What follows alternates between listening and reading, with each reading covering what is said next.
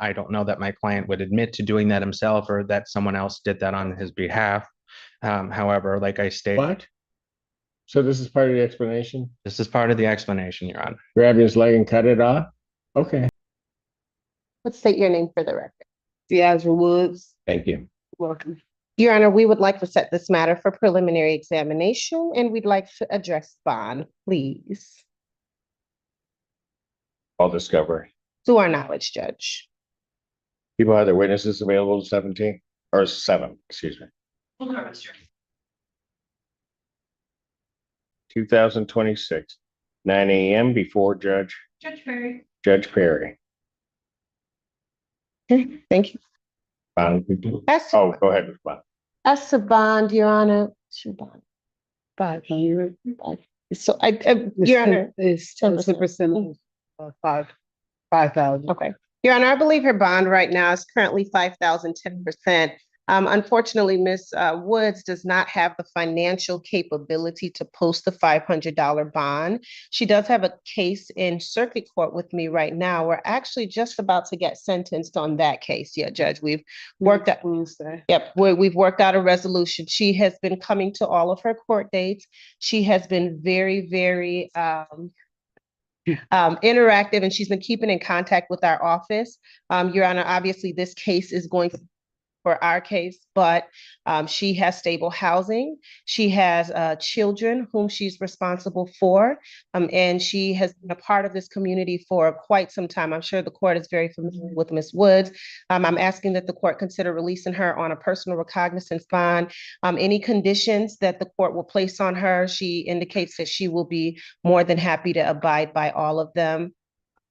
But you say this is a circuit court case. That's correct, Your Honor. What's her bond on that one? She's been out on PR bond on that case. Oh, Yeah. okay. Response. Your Honor, I would object. You originally requested $10,000 cash surety. This case involves was striking the victim twice in the back and once in his head with a hatchet, profusely from his head, and there was a significant amount of blood the officer saw at the scene as well as his injuries. Ms. Woods is a regular around the court. She has previous convictions dating back to 2001. Her most recent, she has a 2025 conviction for larceny, 2025 conviction for false pretenses, 2025 conviction for malicious destruction of personal property, 2024 assault and battery, 2025 assault and battery. I mean, the list goes on and on. So at this point, I think the $500 bond is a gift, given that this case involves someone being attacked with a hatchet. And she does have sentencing up with Judge Conley, I believe, on April 1st. And I have concerns that she picked up this new case while on bond for that. So at this point, I would be asking for bond remains or in the alternative view, put at the people's original request of $10,000 cash surety. And just very briefly, if I may, we understand the allegations against my client. I have spoken to her, and I've asked her all those questions and informed her that the court will be aware of that information. My understanding, although I do not have much information, is the complaining witness in this matter was previously arrested based on an assault alleged against her. I don't believe that any charges came out from that particular assault. So there weren't any conditions on him at the time, but Your Honor, it is a domestic situation, or at least this was an issue with a person whom she no longer wanted anything to do with. He's at her home. We don't have any proof as to what has happened. I know that there are some injuries that he may have sustained, but again, my understanding is she states that she sustained injuries as well. Unfortunately, her charges are here. I believe that a no contact order will do just fine in keeping the complaining witness safe, if that's the people's concern. I know she has a history. The court knows that. All of those cases have been resolved. She's either fled out, done significant jail time on those cases, but for this particular matter here, she's unable to post the 500, and we're just asking for consideration on that. At this point, I mean, her exam is coming up in a few days. I'm going to, at least given the allegations and what certainly I know, is what I'm going to deny the request at this time. Certainly after the exam or at some point it can be raised before Judge Perry. Okay. All right. Thank you. Okay. Thanks, Your Honor. Sorry to wake you up. Sorry, Your Honor. Your name, ma'am? Erica Commenti. I had before a plea form That's correct, Your Honor. that indicates that she's going to plead to the charge of use of methamphetamine, the 1-year offense. Upon her successful plea to that count 2, count 1 would be dismissed. That's the court's full understanding of the agreement. That's correct, Your Honor. Is that correct? Yes, Your Honor. May I have her sworn? Raise your right hand. Solemnly swear to affirm the testimony you're about to give will be the truth, the whole truth, and nothing but the truth. So Yes, I do. state your name, please. Erica Commenti?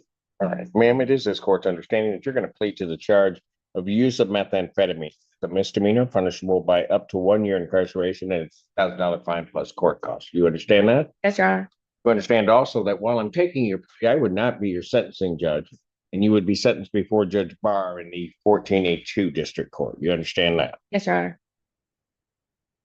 Still wish to plead guilty? Yes, I do. And to that charge, how do you plead? Guilty. Now, you understand that by pleading guilty, you'll not have a trial of any kind. Yes, Your Honor. Signed an advice of rights form, is that correct? Yes. Question about any of those rights? No, sir. Please look at paragraph 5. You'll see a copy on the podium. Those are your rights which are part of a trial. You understand by pleading guilty, you'll be giving up those rights as well as all the rights on that form. Yes, Your Honor, I do. Understand you're giving up your right to appeal of right. Yes, sir. Are you on probation or parole? I am. All right. Were you on probation at the time of this offense? No, I was not. All right. Has anybody promised you anything other than what's been stated here today on the record to get you to plead? No, Your Honor. Anybody threaten you or coerce you? Nope. You're doing this voluntarily Yes, I am. and of your own free will, Yes, and because you believe that you're guilty of this offense? I am. On February 10th, 2025, at the location of East Clark Road near Prospect, Superior Township, Washtenaw County, State of Michigan, did you have fentanyl in your possession? Well, did you have methamphetamine in your possession? Yes. All right. Had you used it? Yes. You know what you were using was methamphetamine. Yes. Ma'am, I do have to apprise you that if between the time I accept your plea and the time of sentencing, if you commit misconduct as defined under the Michigan court rules, the court would no longer be bound by any evaluation or recommendation, and you would not be entitled to withdraw your plea. You understand that? I do. Counsel, are you aware of any other promises, threats, or other inducements which have led to this plea? No, Your Honor. No. And have I complied with the court? Yes, sir. The defense is satisfied, Your Honor. Court will accept the defendant's plea to count 2. Count 1 is dismissed. Pre-sentence investigation and report is ordered at 14A2 probation. Sentencing in this matter will be April 21st at 10 a.m. April 21st, 2026, 10 a.m. Yes. And Mr. Buckovich did a good job for you. You did a great job. See, that's what I'm saying. Thank you, Your Honor. I knew he would. Just some people don't appreciate it. I was on you. Tennessee, That's what- don't worry about it. Okay. Thank you so much. I'm happy to see that. We'll go back the other way. Your Honor, I think Mr. Childers and I came to an agreement on this matter today. We just need a little time to present the paperwork to the court. So I'm asking for an adjournment of the probable cause conference. Yeah, there's a problem. I'm aware of the problem, Judge. Okay, let's talk about that. Okay. So the report, I'm assuming you're just reading, which I would again assume that is the same one that I have, indicates that Mr. Taylor missed his appointment with Community Corrections on Tuesday. Mr. Taylor indicates to me that he believed that that appointment was today before he came to court, was intending to go there today. Unfortunately, he learned, as I was talking to him yesterday, when I received the email that with that report, that he was actually supposed to be there on Tuesday. So he does want me to let this court know that he's more than happy to comply with anything this court wants him to do with respect to testing, do what he needs to do through community corrections.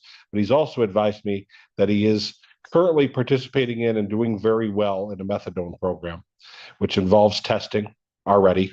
He tested on Washtenaw Therapeutics LLC right down in Glencoe Hills. I was actually had my therapy yesterday. Yesterday they drug tested me. They drug test me at least once a week. Usually it's a random test there, but the magistrate said that they would accept the results from there so that I don't have to pay the community corrections fee to do it. That as long as it's through there, my results will be fine. And when I got So how are they supposed to get there? that's what we discussed, Judge. I let him know. I've said, well, that's wonderful. You just need to establish all of that with community corrections. And like I said, he did plan to do that. He thought he had to be there earlier today. Unfortunately, the date that they gave him was Tuesday. So did you go there today? He told me that I told him to yesterday. come here because with this report, I figured you'd want to. My understanding is usually community corrections, once a report like this is issued, they wait for him to see the court. So if that was bad advice, that's what I gave him. Please? So that from the other place? I signed a release the Yeah, day I was hold on. released. Has signed a release with the methadone clinic already. He just needs to get everything. So we can get those testing results? They'll be able to be sent Do once. I have any proof that he's in this clinic? I got my methadone bottle from the weekend right here that shows my. Bottle? Yeah, it Oh, shows my, okay, thanks. it shows my prescription. It shows the date. Oh, okay. You like me to? So, I mean, he's prepared to go over there right now, Judge. All right. Everything's written. Here's what I'm gonna do. I'm gonna trust you. I don't know why. I showed up for my last three. Your Honor. What'd you say? I showed up for my last three cases, Your Honor. I came here. Okay, the very fact other cases to show up for. Go on. Yeah. Keep your mouth shut. No, it sounds good initially. Then it comes out. Well, adjourn your probable cause conference to the 16th. If you need to go over to community corrections now, you're into. Oh, he's coming over to do. Thank you. Bond will continue. Thank you. All right. Go over there. You know, Say that a little louder. For the court. Cedric Gray. All right. There is none yet. He told me I should talk to them over the next week or so via email so I can see about getting you one.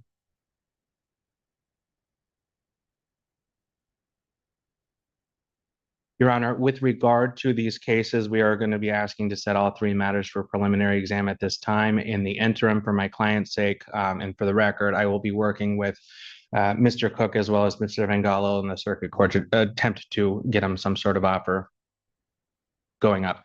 Got it. All right. Discovery is complete on these cases. To the best of my knowledge, Your Honor. Are there witnesses available the 7th? Your best, Your Honor. Preliminary examination in these cases will be set for April 7th, 2026, 9 a.m. before Judge Perry. And then, Your Honor, as to the bond violation, I have had an opportunity to discuss that with my client. Go ahead. I'm working on that right now. With regard to the violation, Your Honor, it's my understanding that my client would be admitting to the violation. However, somewhat of an explanation here, and I would be asking to address bond. I don't have my copy of it. Oh, there it is. Okay. Yes, go ahead. With regard to an explanation, Your Honor, my client reports that his bag was stolen from him. He had no way to charge his devices. The charger was in that bag. My understanding is that the device was then cut from his leg. I don't know that my client would admit to doing that himself or that someone else did that on his behalf. However, like I stated. What? So this is part of the explanation? This is part of the explanation, Your Honor. Grab his leg and cut it off? Okay, go ahead. Your Honor, he advises that he advises that he was scared at the time, that he wasn't in his right frame of mind, and that he wasn't also on his medications. And he advises that he was getting high, Your Honor. Get what? Getting high, Your Honor. And in that regard, like I stated, Your Honor, I would ask to address bond. Motion for bond reduction is denied. Defendant admitting to the violation. I will sentence him on a state of the violation.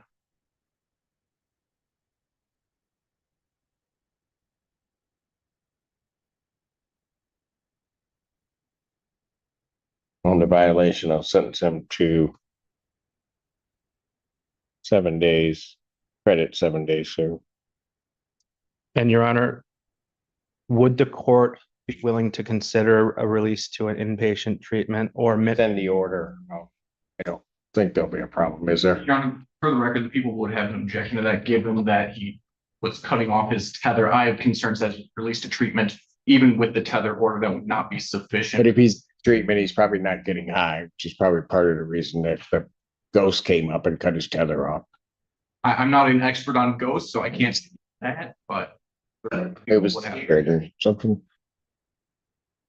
I will sign it over. Okay, thank you very much. Yes, yes. I will get the order in today. Very silent. Thank you. All right, what are we doing? Your Honor, we'd like to set this matter for exam, Discovery is complete. as far as we are aware. People have their witnesses available the 7th. Do our best. Preliminary examination will be set in person, April 7th, 2026, 9 a.m. before me. But bond will continue. Your Honor, may I just bond Down. is a bond condition. Oh, there you go. Mr. Ellis is currently on a GPS tether for home confinement, actually, not GPS. And we asked this court if that tether could be removed. He has to go to work. He is allowed to go to work, but also he has to take care of his younger siblings. His mom works 2 jobs, so it's hard for him to get around and do all that. What else does he have? Because Also, normally in a case like this one, he wouldn't be put on home confinement. Pardon? He also has a curfew as one of his conditions. Oh, what other cases? He has an R&O in circuit court, Your Honor.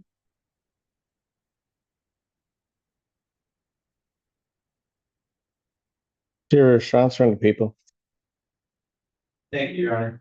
Your Honor, we were initially asked for a 30 bond in this case. Due to the fact that he was on currently on probation in circuit court. This is where he admitted to possessing a pistol while he's on probation, so he felt that safety of the community was paramount, and we would ask that bond be continued with this current condition. And Your Honor, Got an R&O that he was on probation for in circuit. It's like, who doesn't have an R&O? And then he's on probation for that, picks up this. And I could see having but having him on a home confinement, I don't understand why we're confining him to his house. and that's why I would ask this court to change that, Your Honor. That was a rhetorical question.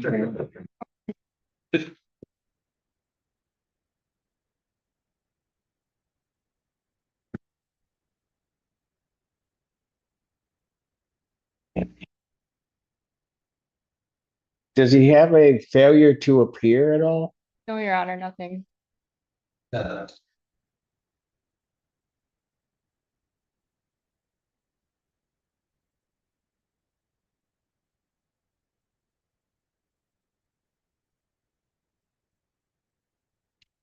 He's set to come back and see me on the 7th. So I'm going to order it this time. I'm going to grant the motion. I'm going to order the tether be removed. I dare you not to show up. Hear me? Yes. Because then we won't need a tether because you'll be back there. Yes, sir. Am I clear? Yes, sir. Thank you. Thank you so much, Your Honor. A hatchet attack, a meth plea, and ghosts. Today in court, Desra Woods learned that bringing a hatchet to a fight comes with a $5,000 price tag she can't afford. Meanwhile, one defendant gave the most legendary excuse of all time, a ghost. Apparently cut off his GPS tether while he was high.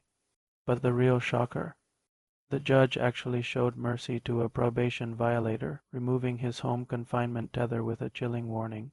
I dare you not to show up. Was it a fair break or a huge mistake? You be the judge.